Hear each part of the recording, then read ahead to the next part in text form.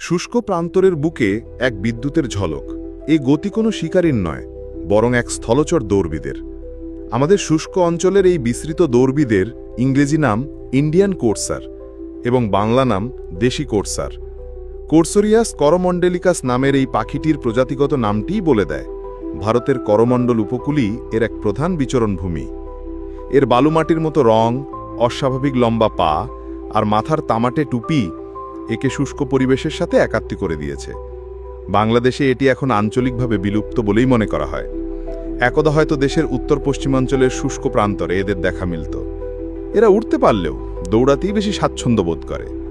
বিপদের আভাস পেলে এরা দৌড়ে মিলিয়ে যায় দিগন্তে। এরা মূলত গুবরে পোকা ও পঙ্গপাল শিকার করে পরিবেশের ভারসাম্য রক্ষা করে। আবাসস্থল ধ্বংসই এদের হারিয়ে যাওয়ার প্রধান কারণ।